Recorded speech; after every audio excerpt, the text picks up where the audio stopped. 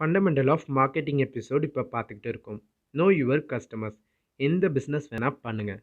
ஆனால் நீங்கள் சக்ஸஸ் ஆகணும்னா யாருக்கு சர்வீஸ் இல்லை ப்ராடக்ட் கொடுக்க போகிறீங்கன்றதுல ஸ்பெசிஃபிக்காக இருங்க. ஸ்டூடெண்ட்க்கு கொடுக்க போகிறீங்களா, இல்லை ஹவுஸ் ஒய்ஃப்க்கு கொடுக்க போகிறீங்களா, மேலுக்கு கொடுக்க போகிறீங்களா, ஃபீமேலுக்கு கொடுக்க போகிறீங்களா? B specific. நான் எல்லாருக்கும் சர்வீஸ் கொடுப்பேன், அப்போ தான் எனக்கு லாபம் கிடைக்கும் அப்படின்னு நீங்கள் நினச்சிங்கன்னா டெஃபினட்டாக உங்களுக்கு லாபம் கிடைக்காது, நஷ்டம் தான் வரும், ஹெவி லாஸ் வரும். B specific.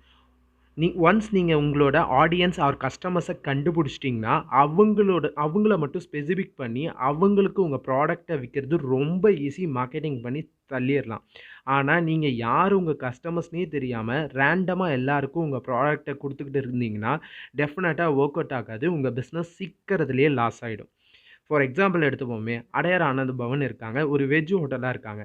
ஸோ ஏன் அவங்க ஒரு நான்வெஜ் ஹோட்டலாகவும் மாறலை? ஸோ ரெண்டுமே சமைக்கலாம்ல, வெஜ் அண்ட் நான்வெஜ் ஹோட்டல் சமைக்கலாம்.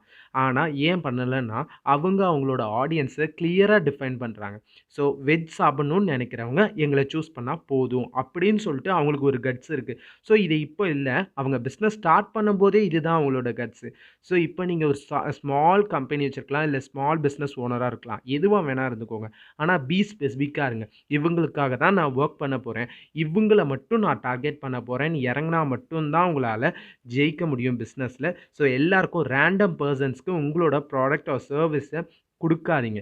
ஸோ ஸ்பெசிஃபிக்காக இருங்க அண்ட் ஸ்பெசிஃபிக்காக மார்க்கெட்டிங் பண்ணுங்கள். ஸோ எக்ஸாம்பிளுக்கு நீங்கள் ஒரு ப்ராடக்ட்டை விற்கிறீங்க, அதுவும் ஸ்டூடெண்ட்ஸ்க்கான ப்ராடக்ட்னா அதை எங்கே விற்கணும்னா இன்ஸ்டாகிராமில் தான் போஸ்ட் பண்ணணும். ஸோ நீங்கள் அதை போய்ட்டு நியூஸ் பேப்பர்லையோ இல்லை பேம்ப்ளெட்ஸாவோ கொடுத்துக்கிட்டு இருந்தீங்கன்னா உங்கள் பிஸ்னஸ் ஃபெயில் ஆகிடும். சப்போஸ் நீங்கள் ஒரு 60 to 70 இயர்ஸ்க்கு ஓல்டு மேனுக்கு ஏதோ ஒரு ப்ராடக்ட்டை கொடுக்கணுன்னா அவங்களுக்கு நீங்கள் நியூஸ் பேப்பர்ஸ், ஸோ பேம்ப்ளெட்ஸ் கொடுக்கறது மூலமாக நீங்கள் உங்கள் பிஸ்னஸை க்ரோ பண்ண முடியும். ஸோ யார் எங்கே இருக்கான்றதை தெரிஞ்சு அவங்கள அந்த இடத்துல மார்க்கெட்டிங் பண்ணும்போது தான் உங்களுக்கான பெட்டர் ரிசல்ட்ஸ் கிடைக்கும். சும்மா ஸ்பெசிஃபிக்கான ரேண்டமாக எல்லாருக்கும் பண்ணுவேன் அப்படின்னு நீங்கள் நினச்சிங்கன்னா ஸோ உங்களோட காசு சீக்கிரமாக காலியாகிடும், பிஸ்னஸை இழுத்து மூடிட்டு போக வேண்டியதான். So B specific. பாய்.